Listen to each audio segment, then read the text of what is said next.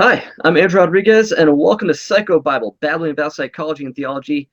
And today I'm honored to have a couple of friends with me. For those who don't know, as of 2024, I am now on the board of directors for the Alliance for Therapeutic Choice and Scientific Integrity. And so tonight I am joined by a couple of my colleagues on the board. We have Dr. Christopher Rosik, whom I had on my channel before to interview about the 4 options survey and a 33 method study that he participated in, and also Robert Vazzo, whom I've also had the channel before when we did a video discussing fetishes. 2 very big videos, really important videos. So if you haven't seen this before, check them out. Very important stuff talked about those. And I invited them on today to actually talk about some controversies that are coming our direction. It's never a dull moment in our field and the work we do, working with individuals with unwanted same-sex eroticization or gender identity conflicts. And so there's like a resurgence right now. It's not like it's ever really died out, but there's definitely a marked resurgence of attacks against us and what we do.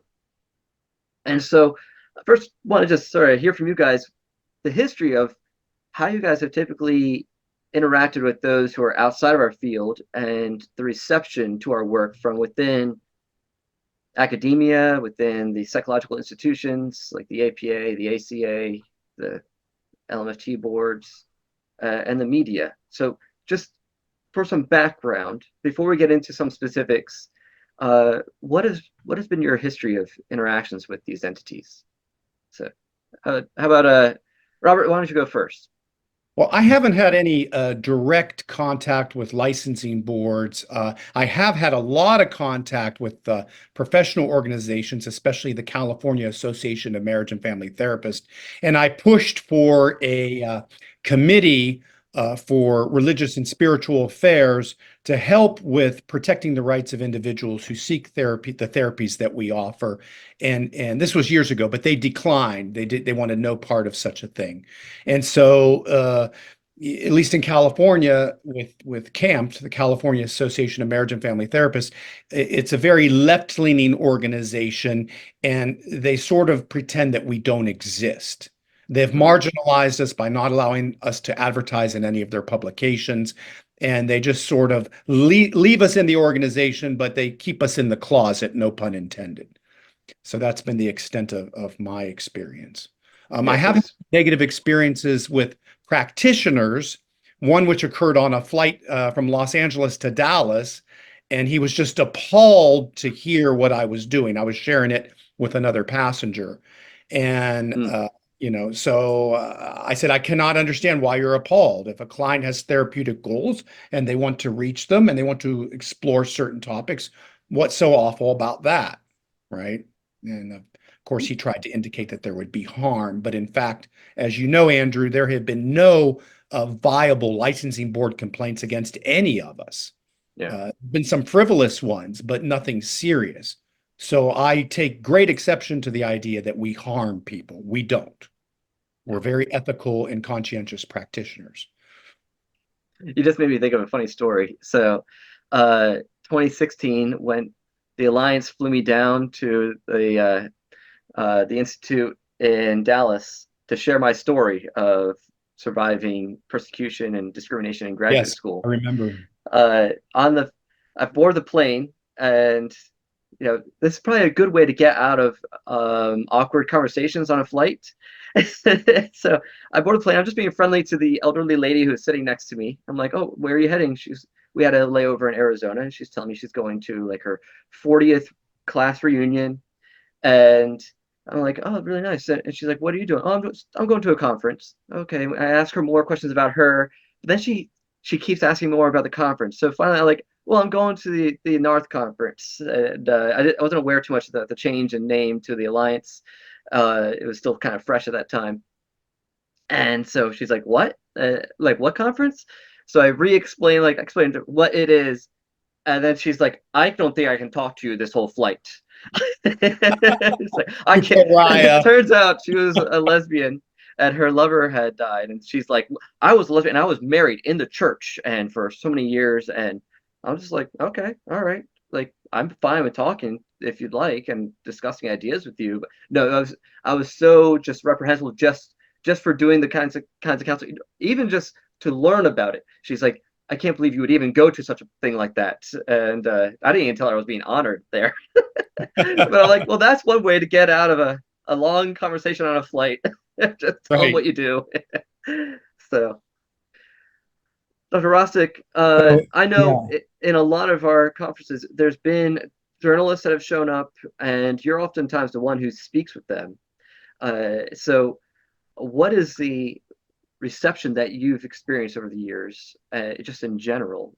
Not to Well, mention, let me answer your first question, if you want, in or terms of my experience with like academics and other therapists. And I kind of would divide it, that population, to maybe a couple of different groups. mm, One is a group that's antagonistic, right? Some are antagonistic because they're ideologically opposed. Others have just are opposed because they really don't know the subject matter in any detail, but they just have absorbed the academic cultural line about it. And there are clinicians like that as well. But then there are also clinicians as a second group that are kind of support you, but don't want to say anything about it, don't want to get on the radar at all. So they keep you at arm's length, but they applaud what you do. And so that the third group, that three of us are here, is a fairly small group because of that reason, right? It's not that there isn't support. People don't, especially with the transgender issue. I mean, people can kind of see increasingly where this leads, right? And I think there's real concern about it. But still, because of just the cultural indoctrination as to supposedly what we do, which is of course 98% false, they're not willing to identify at all with us or give anything more than support, sort of quietly, yeah, outside any sort of public positions or publicly noticeable forum.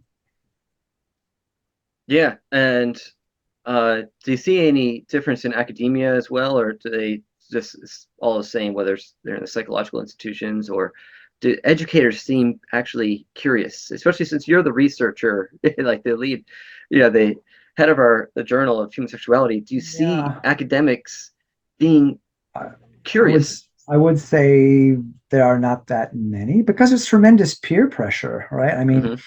I have the unique experience of researching with some LGB colleagues who I do appreciate, particularly the fact that they were open to even inviting me Yeah. onto the research team. I think they're very unusual, and I know for a fact that they have suffered Mm. consequences among their peers because of their association with me, one in particular.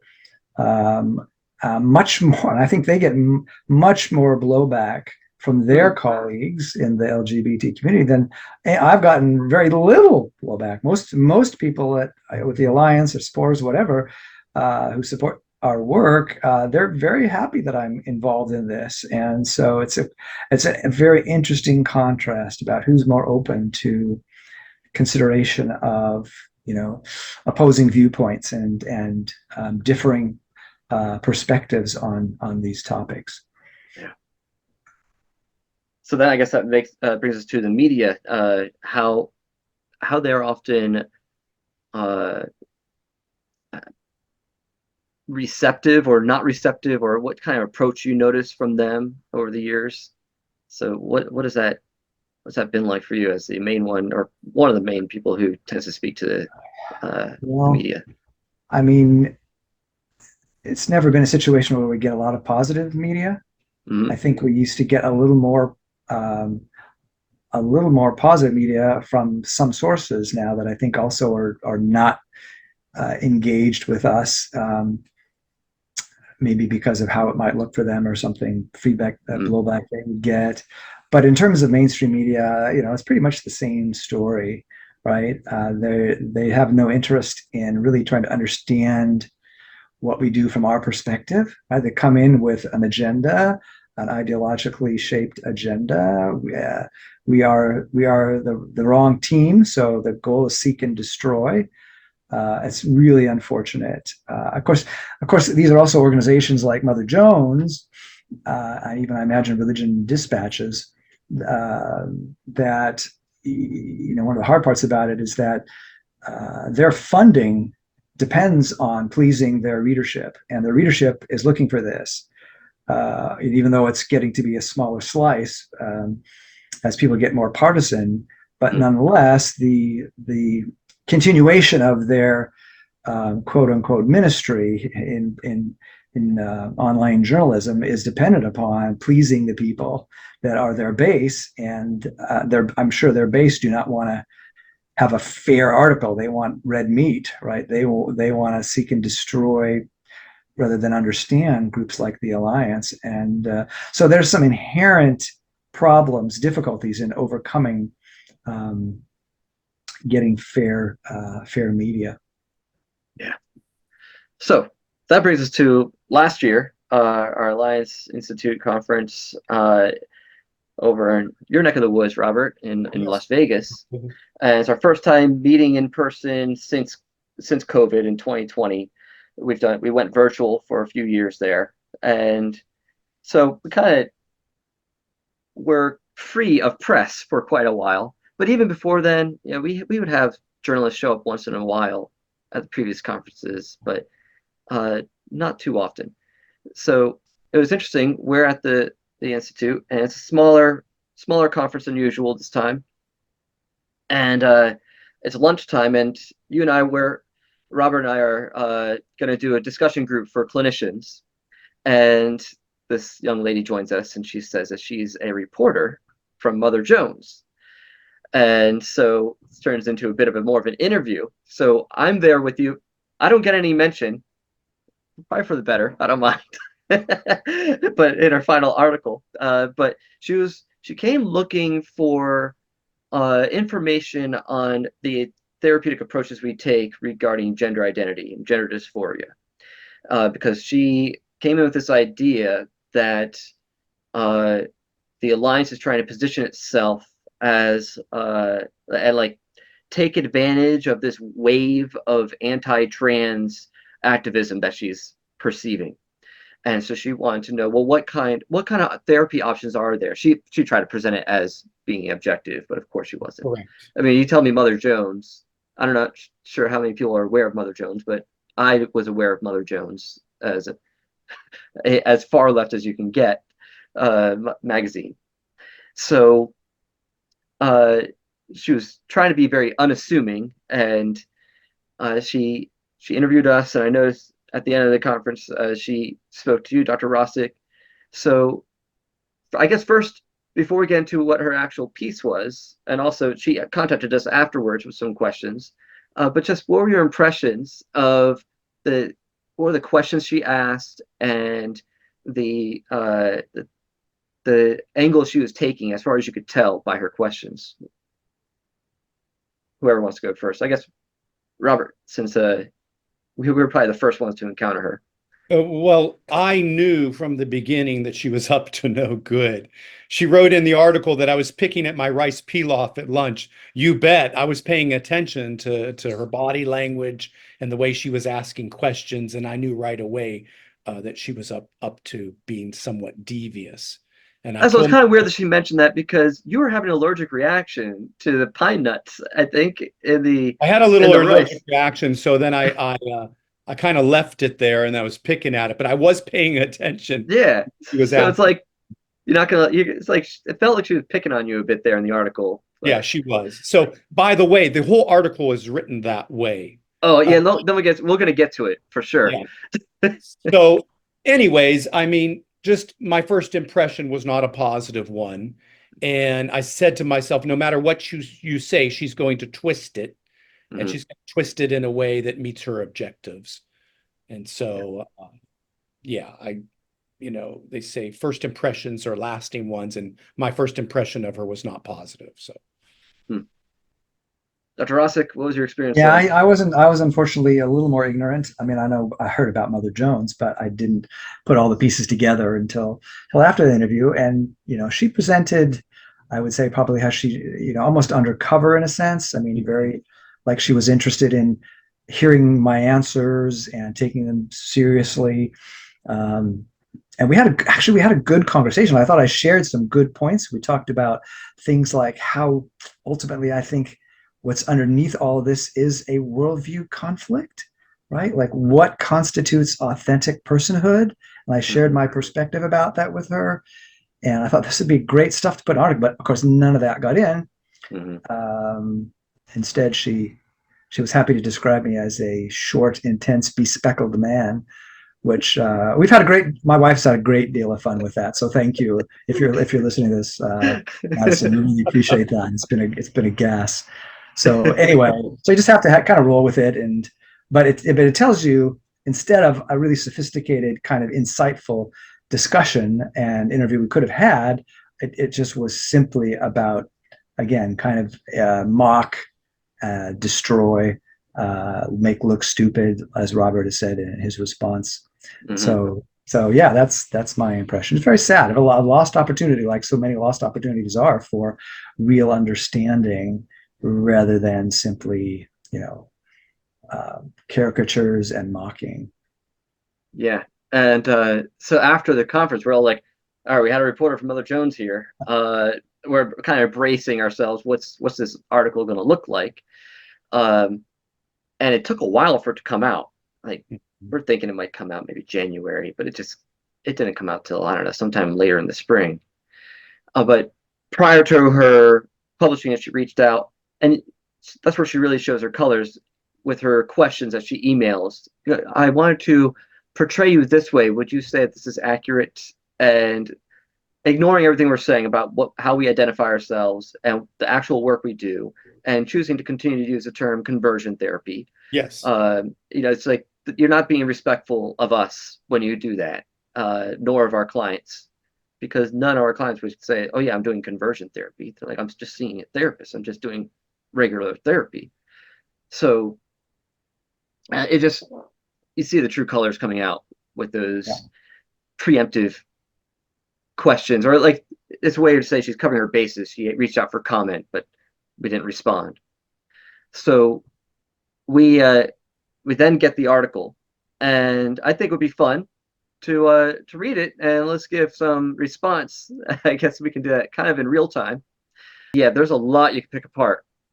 So the big feature on Mother Jones: first they tried to cure gayness, now they're fixated on healing, quote unquote, trans people inside the movement to resurrect conversion therapy. So apparently she had a co-author, Henry Carnell. Never met that person. So let's see here. I'm not sure if you guys noticed this the first time she published it, but she also embedded there's an anti-trans crusade there's a YouTube video that she made to go along with it, like a 9-minute video. I won't bore you guys with that right now. But it's actually interesting. She goes through basically the gist of her article, and she includes a lot of clips from even the change movement and from some of us speaking, a lot of mischaracterization, and like it's not incriminating stuff. It's like, that's pretty good stuff. It's funny to the people who are on the extreme, these extreme ideologues. Things that are actually rather mundane seem abhorrent and extreme to them and incriminating to them, but it's rather plain to us. So let me just skip a little bit the introduction. I'll just try to jump ahead to some of the juicier parts here. So she does a lot of criticizing of Michelle Cretella. She's the past president or executive director of American College of Pediatricians, the more conservative, more natural law-based, sane pediatric organization, since the American Academy of Pediatricians or Pediatrics has gone completely woke. So let's see. Now, right here we see a misrepresentation, like right off the bat. So it says here, Patella was delivering a keynote speech at the first in-person conference in 4 years of the Alliance, which describes itself as, quote, professional and scientific organization, unquote, with, quote, Judeo-Christian values, unquote. Then notice this, there's no quotation marks for what she says here. Its purpose to defend and promote the practice of conversion therapy by licensed counselors. So right off the bat, we have a misrepresentation, because Correct. even though she acknowledges, scroll down, not that they'd call what they do conversion therapy. So then why use the term? It's obviously, she says that it's a colloquial term, but we all know that's not true. It's a pejorative term. It's a term meant to demean and debase what we do, which is just good therapy for people with a therapeutic goal that the pro-LGBT ideologues disagree with. She acknowledges here that term lacks a precise definition. Right. Yeah. That's a great confession, Andrew. I mean, and that's an understatement, right?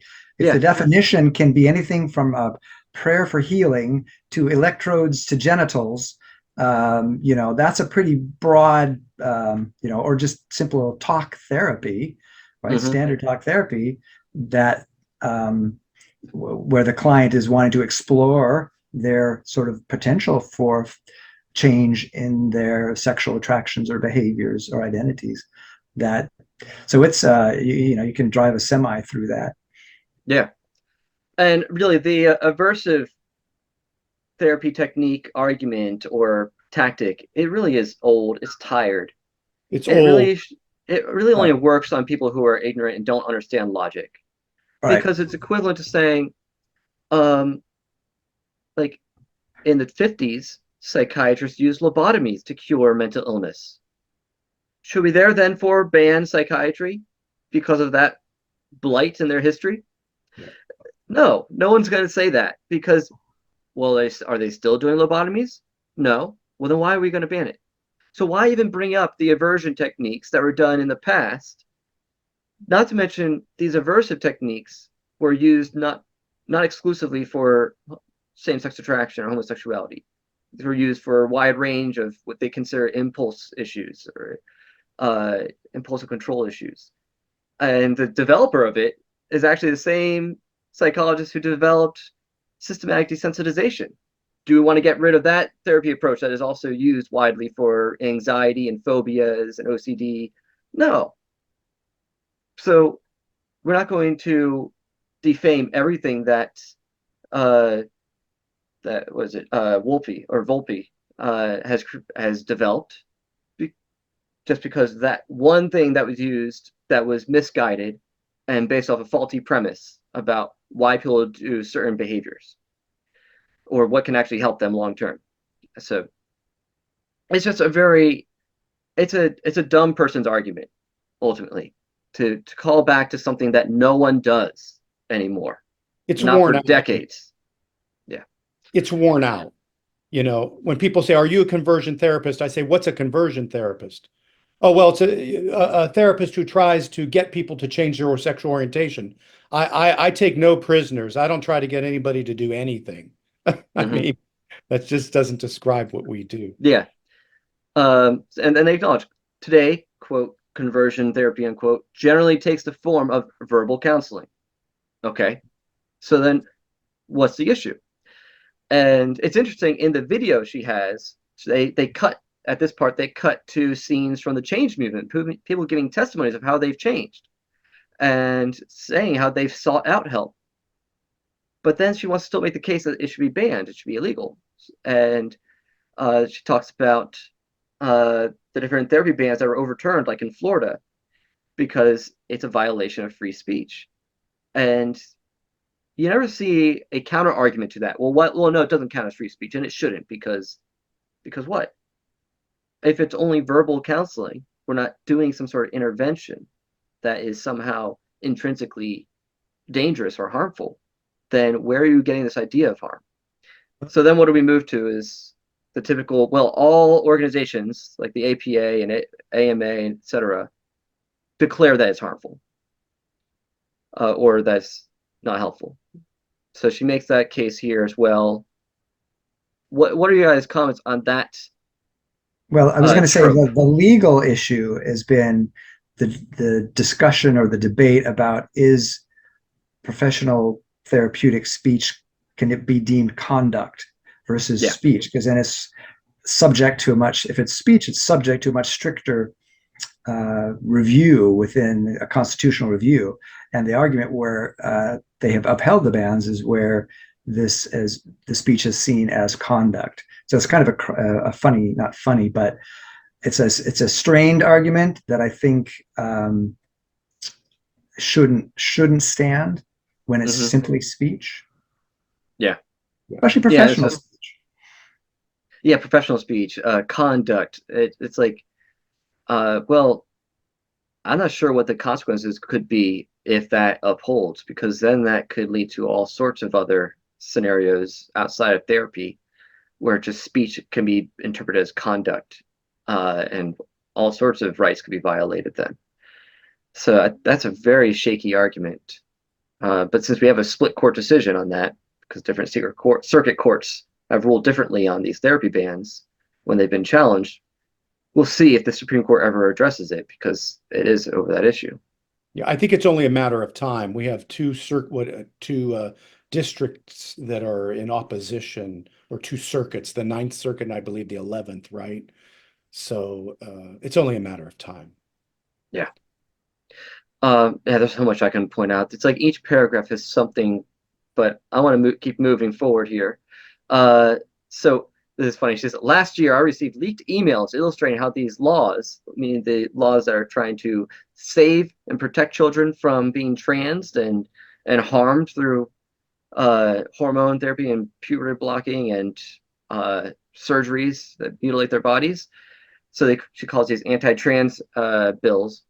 So she received leaked emails illustrating how these laws are crafted and pushed by a network of anti-trans activists and powerful Christian right organizations.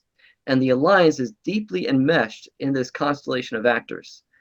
And she names David Pickup, Laura Haynes, Michelle Cretella. And so she's coming in with this idea that we're all conspiring and that we have some sort of major sway, and that we're this powerful organization that has all this influence and clout. Just with that characterization of us, what would you guys say? What's your response to that?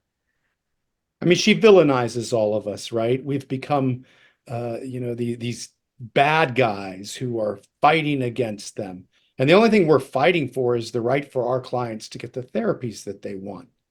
We're not telling people that if you're gay, that you cannot have that identity and live the way that you want. We're just saying that there are people who are dissatisfied with either their sexual orientation or their gender identity, and they want to do something about it, and they should be able to come to us. That's basically it. They started the war. Of They course. started the war by passing laws trying to prevent us from doing what we do. That was the basis of my lawsuit in Tampa, right? Yeah. I was minding my own business. Now, would you say that it's accurate that we have all this influence and power and sway? No, we're in the minority. We're the marginalized. Isn't that interesting? We're the ones without all the funding and all the power. We're small. Yeah, she even acknowledges that. She says that we have a budget of only under 200,000. Well, boy, I wish we even had that as a regular budget. And yet they're so eager to punch down on us. So it's so funny. We love talking about the oppressed and marginalized these days. So now she came to the conference, and she then becomes very descriptive. It's almost like, if you read this article, it reads like a fifth grader writing assignment. Yes, it does. Try to use as many adjectives as possible to describe people, and usually in most insulting ways possible. Yes. Like school grade insults. She described Michelle Cretella as wearing a Virgin Mary blue dress, whatever that is. Yeah. Yeah, I'll try to get to that part real quick. But like why mention that? And of course, you're a red-faced man with a crew cut, Robert. Yeah, with a buzz cut. With a buzz cut, yes. And Christopher was the intense, bespectable man. Now, I cracked up when I read that part, because I don't know anyone who would describe you as intense. Like you're this firebrand. You're probably the most measured person within the alliance. You try to keep us grounded and That's factual. that's my new moniker from those Yeah, who around me who want to kid me. So again, it's a lot of fun.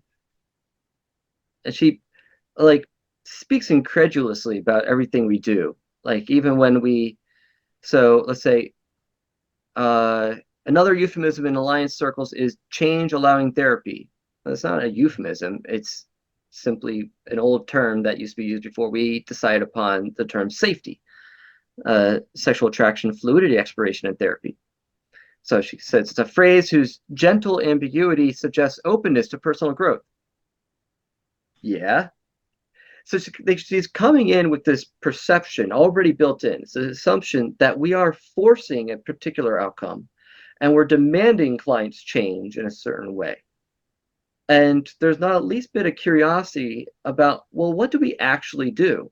Even though she might have asked questions like that in the interviews, her mind was already made up that we are coming in with our own agenda with our clients and demanding that they change in their attractions and behaviors. And instead of, no, yeah, we literally are quite open. I'll work with clients, and if they experience a change in their attractions, great.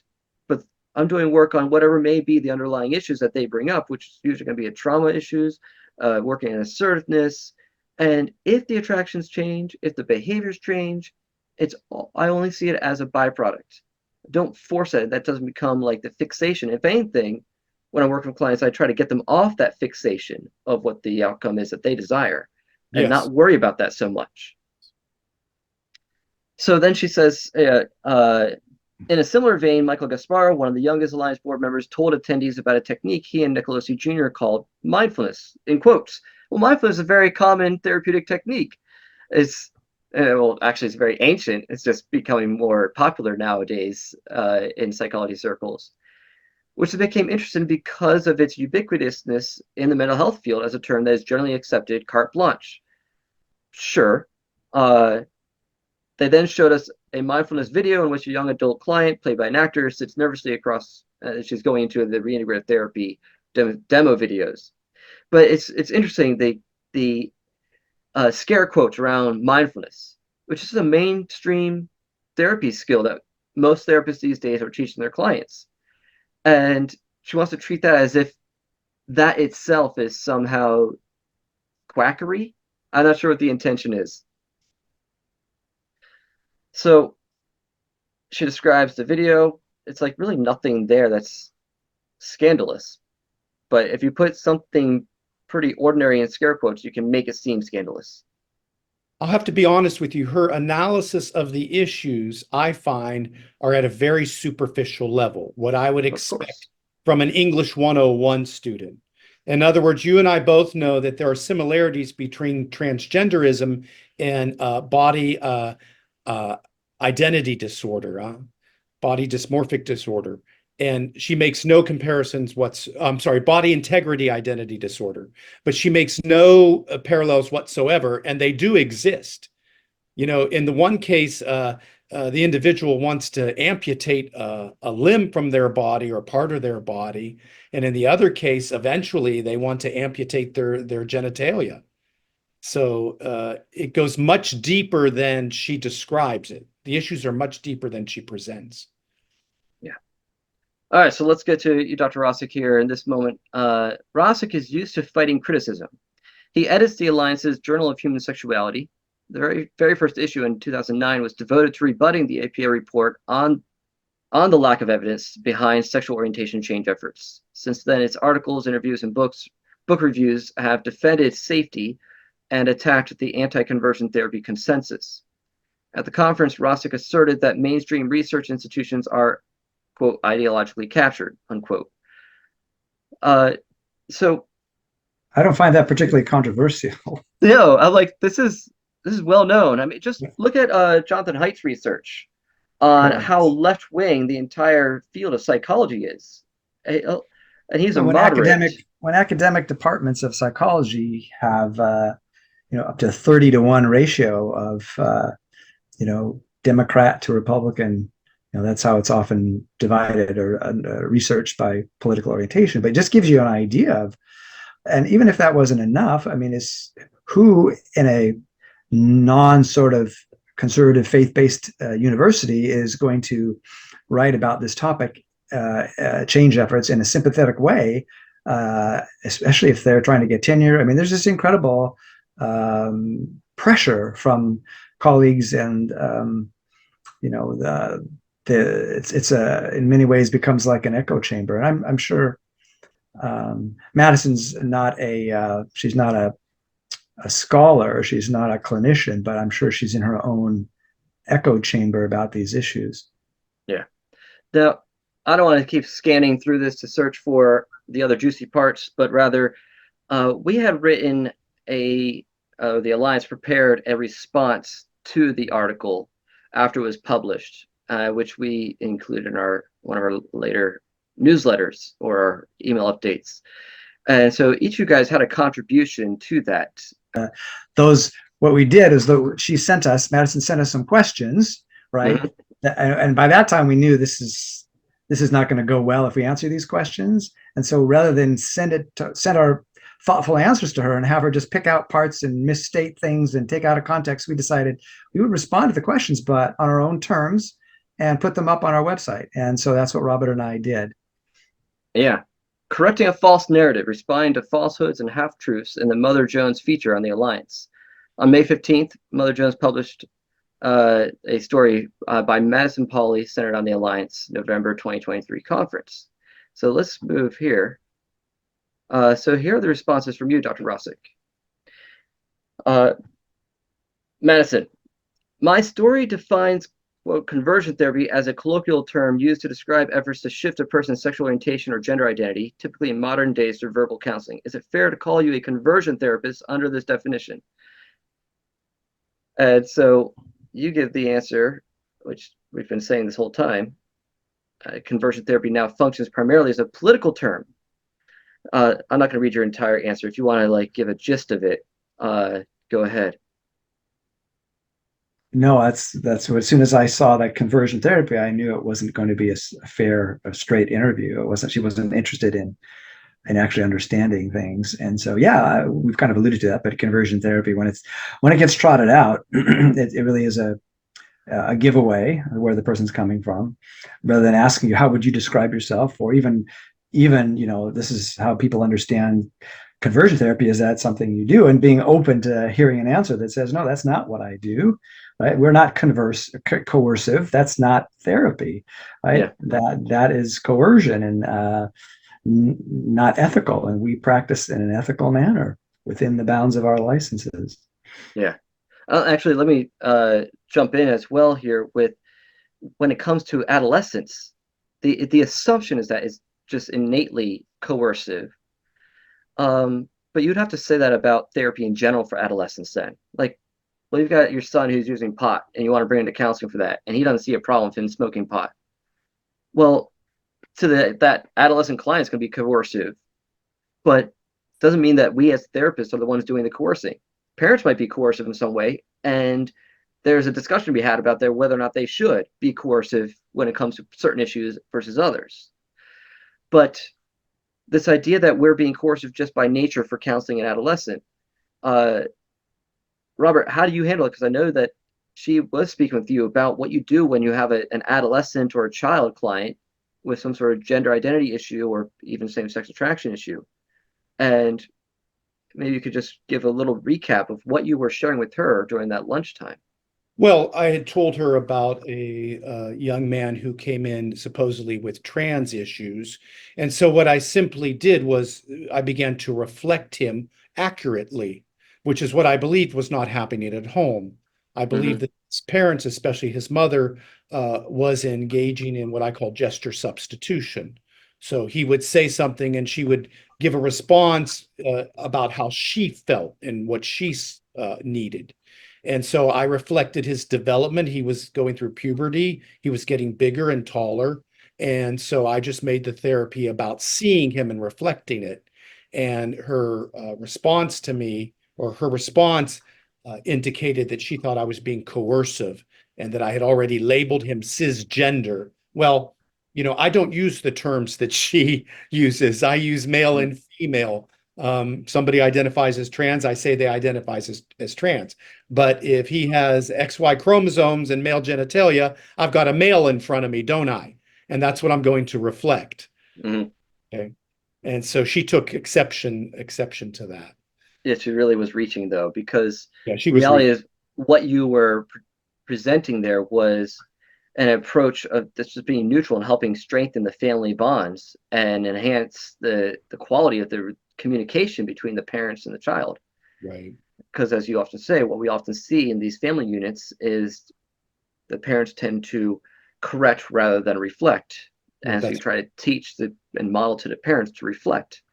How on earth could that be controversial or viewed as, at the very least, how could that be coercive?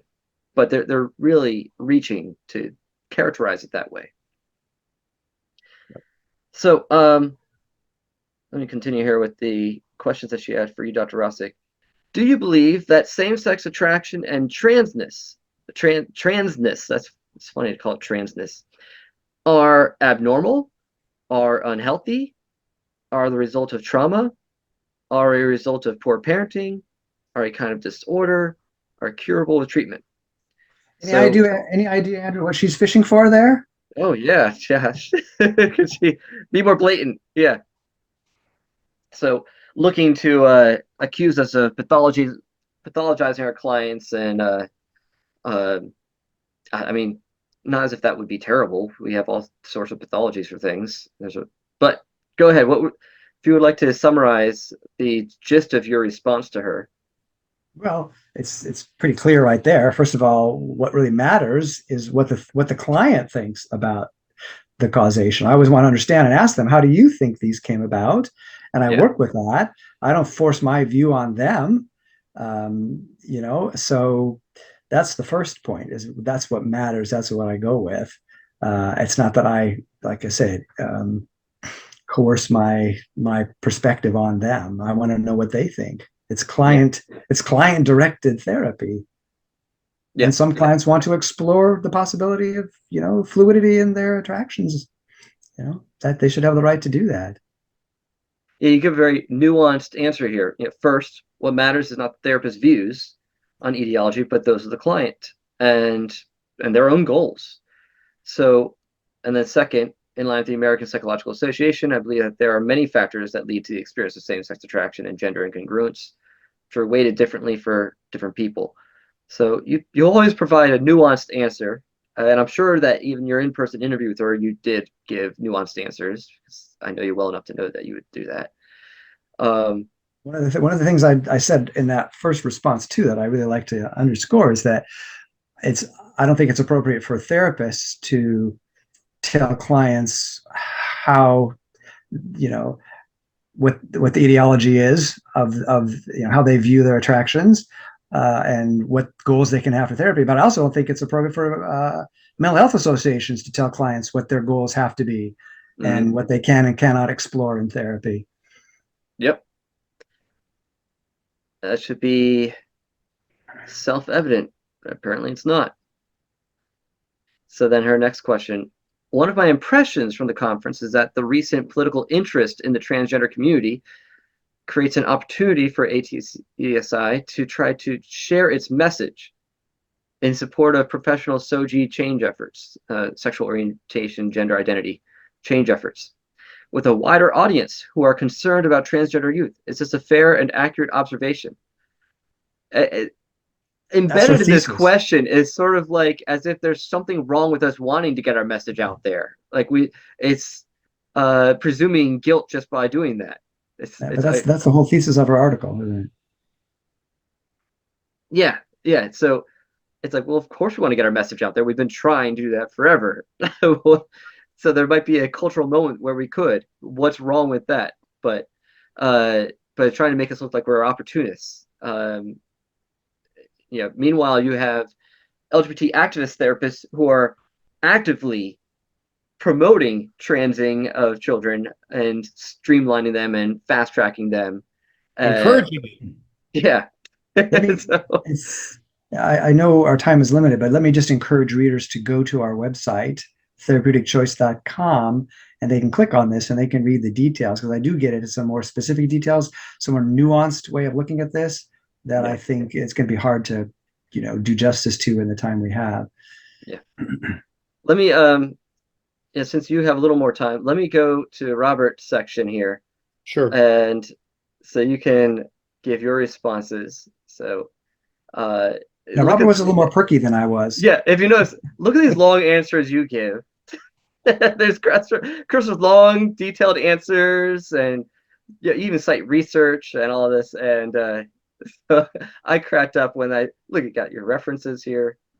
So, responses from Robert Vazzo.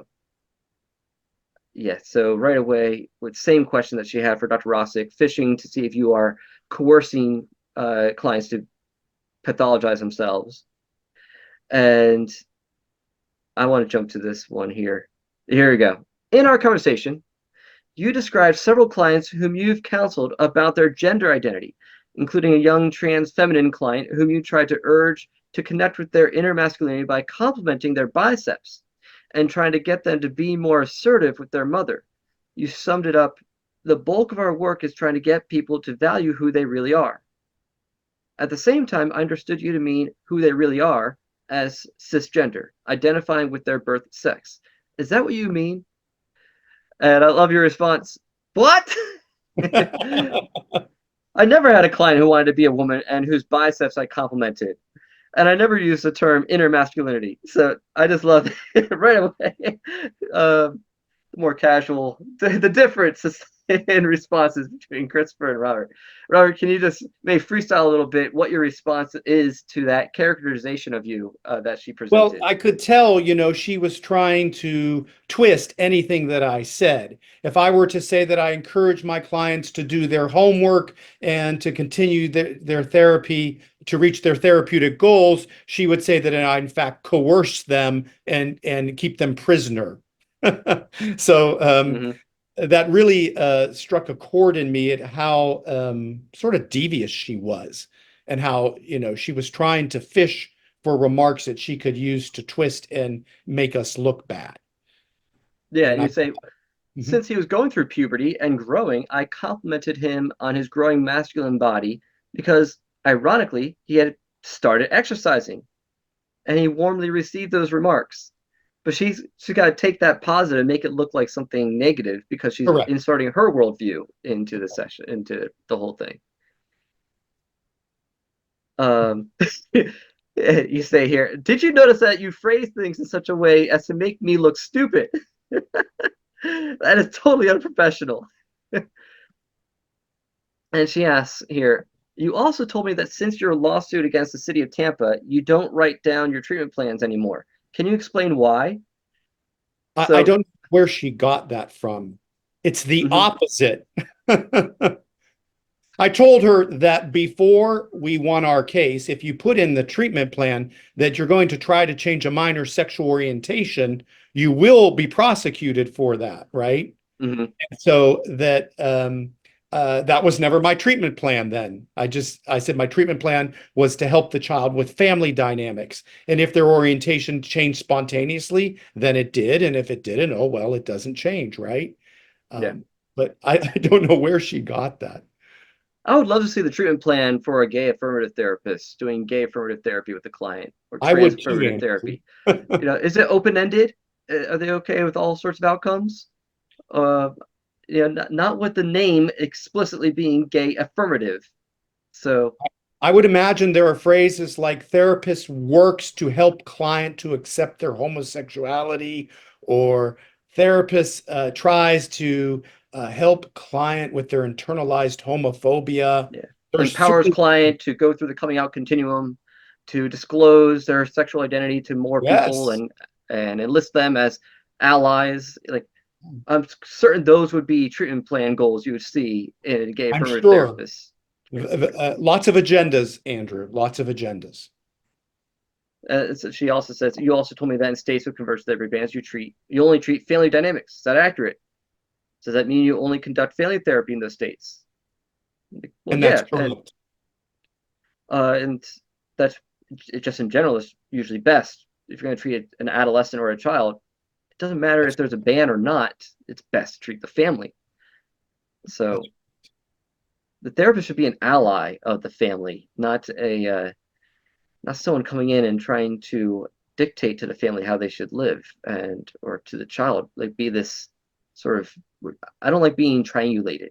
Like, I'm this outside person who now has an alternative agenda or is confounding the family dynamic, but really I need to join them in some way if I am working with the family. Were there any other things that stood out to you guys? I'll just stop sharing that response there, especially since you got to get going, Robert. Anything else stood out to you from the article that she published, or any of the other points that she tried to make or questions that she asked that are worth noting? Just the one thing I had mentioned before is I found her approach to be overly simplistic and lacking in any sort of analysis. You know, as I said, we can draw lots of parallels, you know, between transgenderism. Well, we can draw parallelism between transgenderism and body integrity identity disorder. And also there, as you know, there are comorbidities with transgenderism. So it's worth thinking about. I know she's not a therapist, not a practitioner, but her approach is just grossly oversimplified. Yeah, and I think there's probably, I guess, the media and Hollywood can be partly to blame for presenting therapy in just such overly simplified terms. And so we have pop psychology. Everyone thinks they know stuff when they really don't know what goes on in therapy, or at least, I guess, in good therapy, I should say. But I think when you carpet bomb the culture with this narrative of what conversion therapy is, that's this grab bag of everything evil, that it's understandable people go there who don't know the topic, right? And just understandably, they're just lazy. They don't have time to investigate it. But I think that's a lot of, a lot of this is ignorance, frankly. Maybe the intrinsic hostility, if they really knew what was going on, if they took the time to know. So I thought the interview was just again, a missed opportunity. Like so many, to understand what we do, understand who we are. We're not, a spawn of Satan and things like that. We are, in fact, I think if we could actually have a conversation, there would be some overlap. We'd have some shared agreement about certain, like I don't want to see coercive practices at all. I don't think any of us would, right? And I don't know if banning is the best thing to do, but I'm certainly in favor of efforts that would prevent any kind of coercive type of quote unquote treatment in this arena. Although I do think that in terms of licensed therapists, we're not doing that. If that's happening at all, it's happening in maybe some fringe religious circles. But it's a good boogeyman to get your political goals and raise cash. Yeah. Robert, I know you got to get going, so thank you for joining us, and see you at our next meetings. Take care. So I want to follow up, though, with what you're saying right there, because there is some truth to clients coming in sometimes with unhealthy motivations, and maybe it is from culture or from their family, or maybe their particular religious sect, a lot of stigma, and they internalize it. That's a reality that we all recognize. And in fact, those particular clients with those motivations are usually the hardest ones to work with, I would say, because they're so filled with shame over that they can't actually do any work. I think about a case where I got this client who, just when I start to inquire, well, tell me about one of your fantasies, and he gets so hypertense, and he's shaking, and he's nervous, and he's so overwhelmed with shame. We can't even do the work on reprocessing one of his fantasies. The work then becomes helping him feel less shame and anxiety, rejection anxiety and judgment anxiety regarding the same-sex attraction or the fantasy, or let alone behavior. God forbid if he acts out, that is like the worst thing in the world. So in a lot of ways, I may even look like a gay affirmative therapist for certain clients, Yeah, yeah. and that I'm helping reduce shame and stigma. I think that's very good. I think helping a client like that develop self-compassion is absolutely critical. And I think as therapists familiar with sort of the Judeo-Christian framework, we can put that in a spiritual framework that works for the client, that a secular therapist might not be able to do, that would actually help a religiously conflicted man or woman with same-sex attractions kind of be able to become more self-compassionate with this and Yeah. not so judge, harsh condemnation of themselves. Okay, I just want to interject real quick because there were a couple things from Madison's article and primarily her YouTube video that she made to go with it that we did not have time to address in our discussion. So I just want to briefly address these. At one point in her video, she was trying to discredit the history of the Alliance, or NARTH, back when it was the National Association for the Research and Therapy of Homosexuality. But the two examples that she used really are not very much smoking guns. First, she brings up Robert Spitzer. Now, if you're not familiar, Robert Spitzer was one of the psychologists who's instrumental, psychologist or psychiatrist, in the APA, American Psychiatric Association, removing homosexuality from the DSM back in the 70s. However, he actually had more of a scientific mind who had actual intellectual curiosity. So decades later, he was curious enough to interview people who claimed to have experienced changes in their sexual attractions or orientations, a term I don't prefer to use. And most of them have done some sort of self-help or ministry approach. A lot of them did Exodus ministries. Some did therapy. So what he did was just qualitative interviews. This was just a qualitative study, and just heard their stories, and based on what they're self-reporting, concluded that it seems that sexual attractions can change to some extent. Well, the whole gay activist community rose up against him. They felt like he betrayed them because he's the one who helped remove homosexuality from the DSM, and they would not let this stand. So they came after him. Now you have to understand, and you see this in the clip she shows, he was very old at this point, and he died shortly after the woke gay mob told him he has to recant this research he did. And so, pretty much under duress, he tells people that, okay, could not actually verify if they did experience change in their attractions or change in their sexual identity. Well, that's a given. We understand that because it's a retrospective study. Everything's self-report. You can't verify anything. You don't have any objective measure that you're using when it's retrospective, qualitative research. None of the studies that have been used to claim therapy doesn't work, is ineffective, or is harmful use any objective measures. They're all retrospective, except for the Pila and Sutton study used to assess the effectiveness and beneficence of reintegrative therapy. So this is just a very lazy tactic, and it really doesn't prove her point that the alliance was fraught with controversy.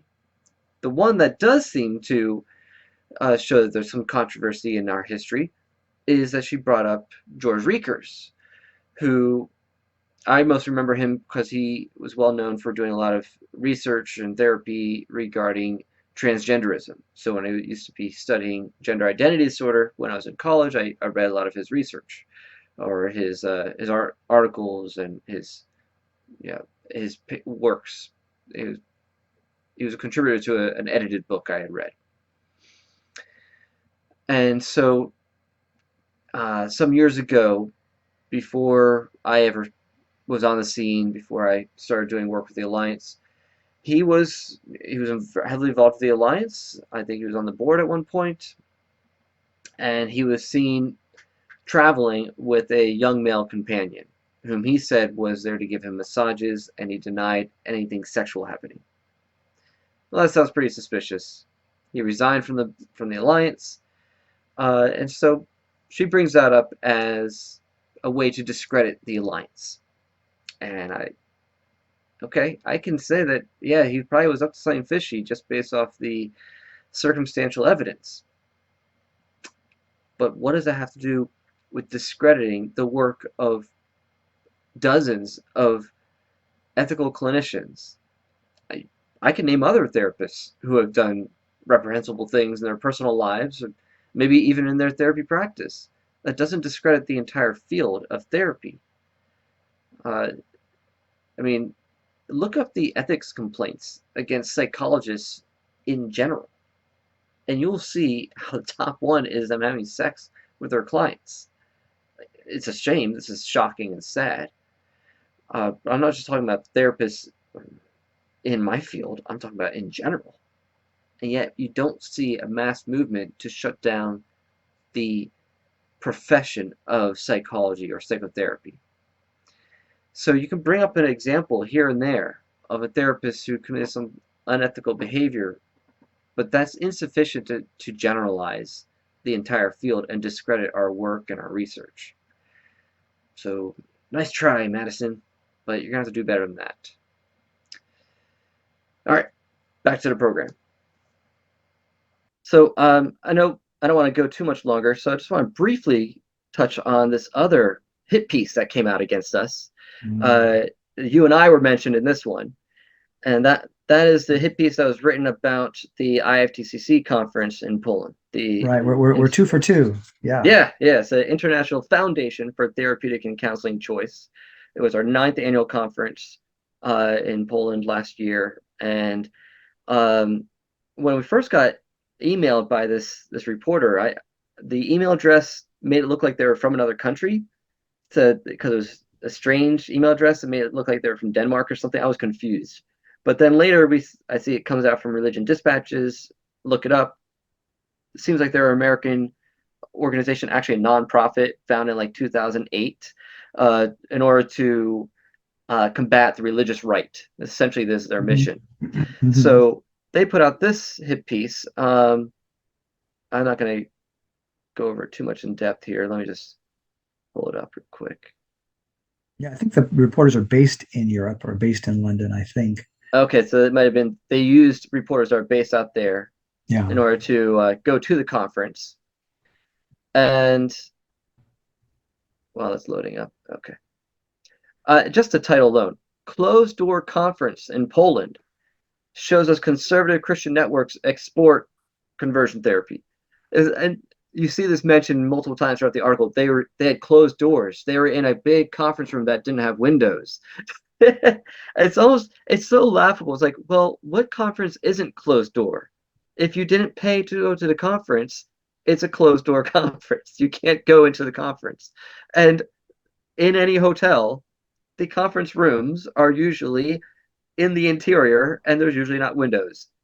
I don't think it was chosen for that purpose. But but the funny thing is, Mike Davison, the director of IFTCC, he does choose to keep it as hush-hush as possible because of these sorts of attacks and how we don't want people disturbing the conference with protests and smearing us and harassing our attendees.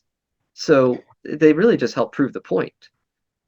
Well, and I think they, at the end of the article, it sort of, says, oh, they're secretive or whatever. You're not allowing reporters in. Well, I think if you're a reporter and you want to talk to Michael and you have a history of writing balanced articles that are fair, you probably could get in.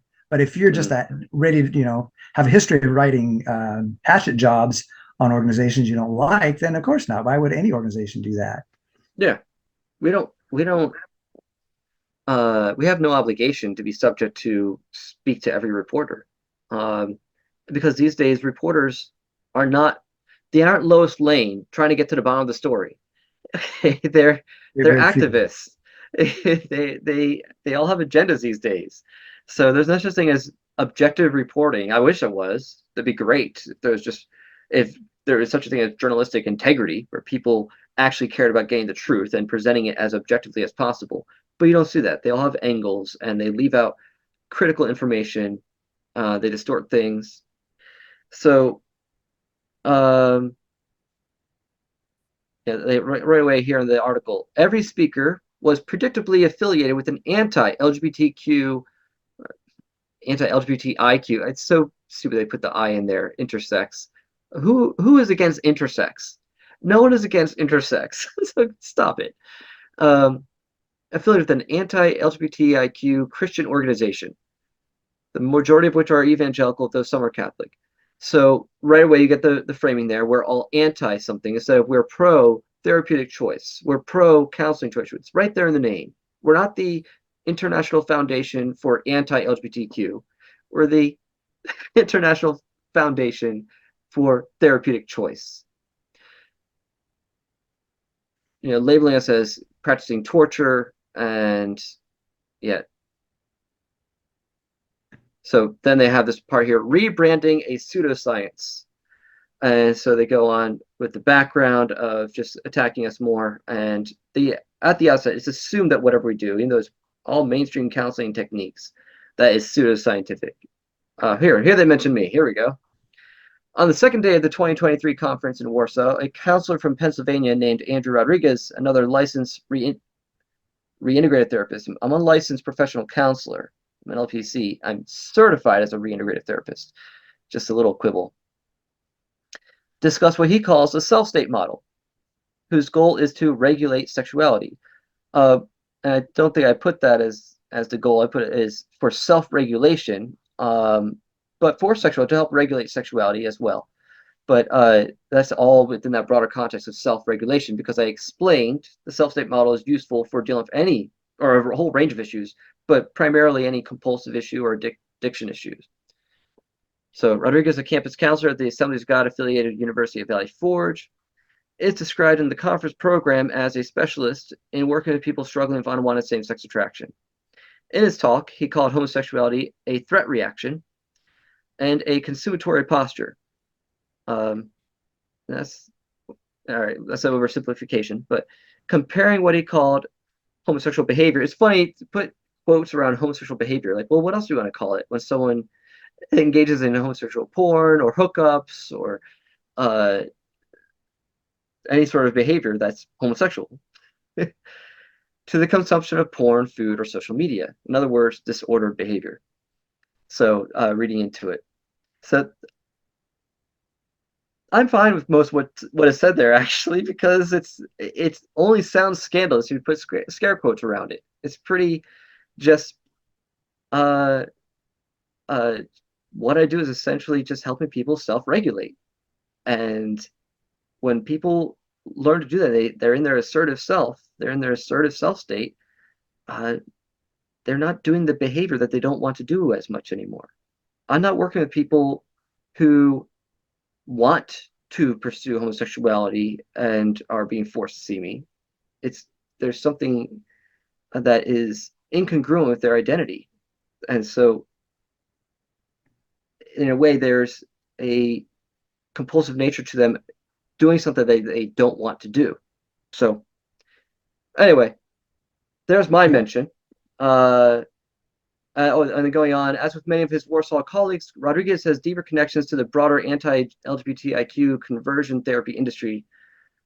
This March, he was a featured guest on the podcast of Ruth Institute, a conservative Catholic organization and dedicated anti-LGBTQ project whose Make the Family Great Again petition to the State Department in 2020 was, according to the Southern Poverty Law Center, an example of how the Trump administration has continued to embolden and support anti-LGBTQ hate groups. Well, appealing to the SPLC, I don't think that wins you many points. At this point, most people understand the SPLC itself to be a hate group. So, trying to They're find certainly where not they unbiased, right? They're certainly yeah. they are I'm not sure how many certainly people take them seriously anymore. deep left. So I mentioned Floyd Godfrey, a former sex addiction therapist. He's come under attack recently, and then Carolyn Pila, one of other past presidents of the Alliance, and then yourself, Christopher Rosik, who claimed that the peer-reviewed, acknowledged science that rejects conversion therapy is, quote, guarded by ideological monoculture, unquote, and funded by LGBTQ allied institutions. Again, this is the same point of contention that came up in the Mother Jones article. Like this, Yeah, I want to speak to that, but go ahead and finish your thought. yeah, it's so funny the way they act like they're the reality is they're the bully, they're punching down on us, and if we say that they're bullying us, they like he's actually claiming that we're bullying him. Like they act like they're gaslighting essentially. So go ahead, yeah, please riff on that. Well, I mean, it was mentioned before too about an ideological monoculture, and so just to benefit your viewers who have stuck with us for this long, I did a little bit of research before I came here, before we recorded this, about the Journal of the Psychology of Sexual Orientation and Gender Diversity, which is the Division 44 LGBT plus division of the APA. And what I did was I went on EBSCO, which is a major database search engine, and I got all the articles that they've published. So they published 1,280 articles. And then I wanted to find out, one of the ways you promote a monoculture is that you allow one kind of theory, right? You have a preferred narrative, which is, in this case, minority stress. And I don't try to debunk minority stress. I do think it exists, of course, but I just don't see, I'm skeptical about any analysis that is monocausal in their explanation, does not consider other explanations. So I then searched all these 1,280 articles that the journal has published for the term minority stress in the text of the article, and 560 articles came up. So roughly 44% of the articles deal with minority stress. When it comes to minority stress appearing in the abstract, there were 180 articles in the abstract, which is about 14% of the articles that they've published. So you can tell that minority stress has a tremendous backing and a kind of a uniform pursuit. It's privilege. Then I looked in these same articles under some different search terms that might be more interesting to you, like, for instance, trauma therapy. And in all the text, that term only appeared 43 times, which is 3% of the articles. I looked under family dysfunction as another search term. In all the articles, there was one article that mentioned family dysfunction, which is 0.08% of the articles that they published. I looked at family dynamics, how many articles mentioned family dynamics. There were 15 articles of all that they published. That's 0.1% of the articles they published. And finally, I looked at the terms psychodynamic therapy or psychodynamic approach or dynamic therapy, and that rendered 5 articles out of 1,280 that they've published, which is 0.4% or 0.4%. So the difference between 44% and 0.4% is kind of stark, but it gives you an idea of what I mean when I'm saying there is a preferred narratives behind which I think are preferred ideologies, preferred ways of understanding human nature and what authentic personhood is. These are big, deep issues, but they rarely get talked about, and we sort of the battles happen, unfortunately, at these higher levels, and we really don't understand what's going on beneath the surface and why people are so passionate about these things. So anyway, I hope that's a plus, a bonus for your viewers to get. Yeah, really, like it shows how much that minority stress theory is privileged above everything else. Not just above, but it's almost to the point it's exclusively privileged. Like it does, they don't even that's the consider. problem. That's the problem. We don't mind including that. Like I said, when I work with clients and they come in involved with this anxiety and shame because of how their community views the issue and because like their religion or their sect or their family, like obviously they're in a great deal of distress from internalized stigma. Yeah. Like I'll readily admit that and help them work through that.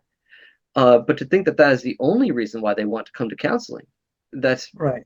really No, ignorant. I think I get it, Andrew, that, there's a abhorrence to even doing anything that could be construed as blaming the victim, right? I think that's a big motivator. But I also think that unless you look at some other theories under other ways of understanding, possibly, that you could also miss out on interventions and approaches that could actually help LGBT people in their distress. But Yeah, because it's not okay to talk about it or research it, those may well be going missing yeah. to the detriment of these individuals. And it really shows a real lack of understanding of systems. What you're saying here brings back to mind one of the things that always stuck with me from the first Alliance conference I went to 2016, where someone had the question, or someone brought up the issue about minority stress theory and this idea of cultural stigma being the main problem that clients face. And Robert was actually speaking, and he's like, from a systems point of view, that does not add up, because what really impacts people most is the parents, and then the larger family, and then the community, their church, their school, their neighborhoods, and then the larger culture is surrounding that. So to just try to change the larger culture without addressing more of the family dynamics and the lifetime experiences of the individual shows an inadequate understanding of just how people are, like how we develop and what actually influences Well, us. right. And if something like belongingness is a contributing factor to like suicide or suicide attempts or self-harm, you can try to change the culture so it's totally embracing, but that I don't think that's ever going to happen. Mm-hmm. But you can work with the family, right? A more microcosmic intervention, and I think that there's much more hope if the person can feel belongingness within their family to reduce their suicidality than if they have to become advocates and stamp out any vestiges of quote unquote homophobia, right? That's going to guarantee a certain level of misery, I think, because it's just not going to happen. Yeah. So you get invoked a little more here in the article. Yeah. Yeah, so while prospective patients can find Rosik's name in the American Psychological Association database, some of his former patients have been left with a bitter taste, as one patient review makes clear. And so here's the testimony or a review from a former patient. Yep. My parents took me to this fraud when I was a teen. This is not a therapist. He is a Bible thumper. He kept religious junk all over his office to intimidate young patients, and he was anything but a neutral practitioner. He was also the top opposition to California's life-saving law banning conversion therapy, and he wrote letters to the Supreme Court of California to fight for the right to allow LGBT kids to continue being subject to dangerous and abusive conversion practices. If you truly love your child or family member, do not bring them to this monster. Unquote. Yeah. So what's I feel sorry for this your guy. response? I mean, I don't recall. I mean, who necessarily was, but obviously it was a teenager.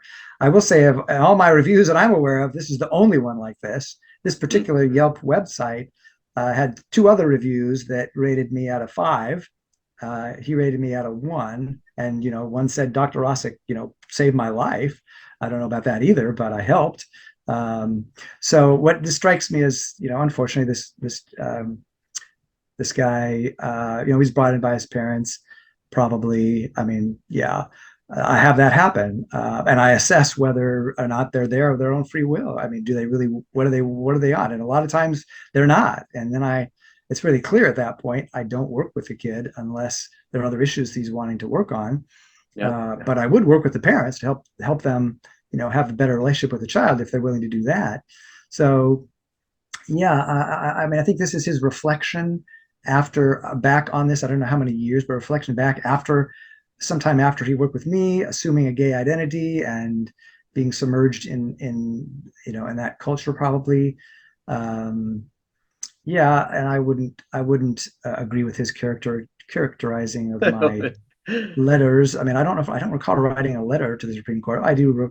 I was I was in the legal action against Jerry Brown on this first ever ban for minors, and like I said before, I'm not opposed to restrictions or somehow, you know, if there is an issue with sort of aversive behavioral techniques or coercion or those kinds of things, I do think probably laws already cover that in a lot of respects.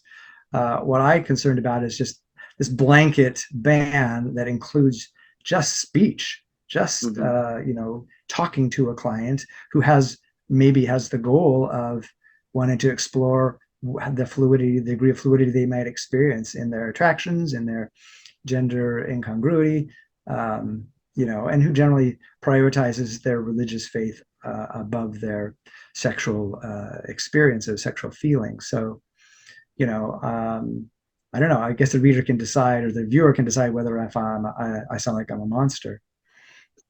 Yeah, it's funny because here I work with clients of all faiths. I got Muslim clients, non-Christian clients, Jewish clients, and sometimes I see them, and they see my office, and I have a cross, or obviously I'm a Christian counseling practice. They'll still see me, and so it's like clearly this individual knows he's going to see a Christian therapist. You expect there to be some sort of like religious junk on your wall or something. There was one Bible on my bookshelf. He obviously saw, and I had an icon I like of Jesus with the little children, embracing them, because I think a lot of people are hurt, and that's a very embraces my kind of view of Jesus, really, who I understand him to be. So anyway, I can't help it if he took offense at that. But again, I think he's looking back at this experience now with a new worldview and a new perspective on who his identity is, and so he needs to view this in a certain way, and me in a certain way. I can't end this conversation without commenting on the fact that you have on your shelf 1984, and that's quite apropos given the totalitarian efforts of the sexual revolutionaries right now. They try to maintain this idea that they're the victims when they're the ones with all the institutional power. They have all the wealth in their coffers, their war chests, and we're the minority voice trying to just carve out a space for those who do not want to go with the LGBTQ doctrine and narrative. And they are doing everything they can to snuff us out. And I'm not sure how successful they'll be, because we're protected by certain things within the U.S., but ultimately, we'll find a way. I don't want to play the victim card. I think the truth will stand for itself in the end. Yeah. I think, for instance, the trans issue has brought that to the fore, and more people are able to kind of see where this ideology can lead to, how it, something not based in, like I said, our physiology, right? Our natural law, if you will, that when who we are is simply a matter of subjective feeling, then we can be anything. And there's no kind of limiting principle that I think people need a certain level of structure and inner identity for understanding. And things are very fluid, right? With one trans adolescent I work with, her identity probably changed 10 times in the space of a year and a half. I mean, she's trying to always, it's dizzying, and I can't imagine that that's helpful in the end. And you just don't, you just have no anchor for who you are, right? So anyway, like I said, I don't think I need to be a victim. I think I just want to be, I guess I would put it in faith terms. I want to be faithful, and the rest is not up to me. I just want to try to do my best to speak truth, be fair to people, love people. Even those who disagree vehemently with me, I'll work with them. But I don't want to. I can't compromise my beliefs, and nor do I necessarily expect them to compromise. But I hope there are more places for conversations, and I just don't see that happening, sadly enough. Yeah. Well, that's a good segue. If you are interested in these conversations, then we definitely want to see you, a good faith conversation. If you're interested in that, if you're interested in actually learning the truth about what we do, and if you want to get more of the training in doing what we do as well, then we invite you to the Alliance Institute that's coming up this September 20th and 21st. This time we're going to be outside of Minneapolis in Bloomington, Minnesota, right next to the Mall of America. And we're trying to go big this year. We were virtual for a few years, then we had a rather small conference last year, but we're trying to go big. And so we want to see, especially those who've been at past conferences, come on back. If you really are curious and you really want to study and do this type of work, or just learn the truth about what we do. If you're just an ally, you don't have to be a clinician, but you're just someone who wants to show your support to what we do, we invite you. We're going to have so much stuff to offer at this particular Alliance Institute. We have keynote addresses and breakout sessions all day Friday and then Saturday morning. We also have a documentary we're screening on Friday night about the detransition movement and just the whole gender identity phenomenon in general. And everything comes with CEUs. So if you're looking for a place to get in-person continuing education credits, the Alliance Institute is where to go. And as you're doing that, you get credits to go toward training in what we do: safety, sexual attraction, fluidity exploration, and therapy. So check your state regulations. Not every state accepts our CEs, from what I understand, and I think that's listed on the website too. But I think that's one of the major selling points with the Alliance, in that you can go to other conferences, even like a Restore Hope Network conference, which I love. I'm involved with them as well. But you're not going to get continuing education credits through that. This is the premier organization that offers continuing education for therapy in this area. So, and you're going to link arms with like-minded clinicians. Yeah, that's one of the best things, really, I would say. If you sort of sense that you're not getting the full story, right, not the full truth about sexual orientation change efforts, or just sexual orientation in general and transgender issues in general, then if you can come, one of the things that's so wonderful is that you can actually, you can speak your mind. You can, I'd say do that respectfully of all persons, but you can talk honestly about what you believe, or your honest questions you have in this area, without worrying about being canceled or shouted down or shamed or anything like that. Especially if you have, kind of traditional values, faith-based traditional values, that this is a place to come and hear hear what you're not getting from most sources of media. Yeah. And like I said, if you're not a clinician, you're still welcome, especially on Saturday. We have a special faith, ethics, family and faith event. And so we have a certain division within the Alliance for ethics, faith, and family. And so we're doing a special event on Saturday. And even if you just come to that event, you're welcome to come to the documentary screening on Friday night and to attend the breakout sessions Saturday morning, because there's going to be a little bit of a crossover. We want to make sure those particular breakout sessions are more approachable to a general audience, more lay ministers and such. And then the rest of the day, Saturday, will be devoted more to those who are coming to this issue more from a ministry approach. So pastors, lay ministers, family members, loved ones. This would be a really great opportunity for you. So we'll have different breakout speakers, some pastors, some local ministries, and another documentary screening as well that afternoon and evening. So we're going to go big this year, and we want to see you guys there. Dr. Rosik, anything else that you would like to add, just with everything we've been talking about, to put a cherry on it? Well, other than, thank you for doing this. And I do hope people will check the website out, therapeuticchoice.com. No, 2 C's in the middle, no space or dot, therapeuticchoice.com, and see what's there. If you consider, even being a partner, that would be wonderful.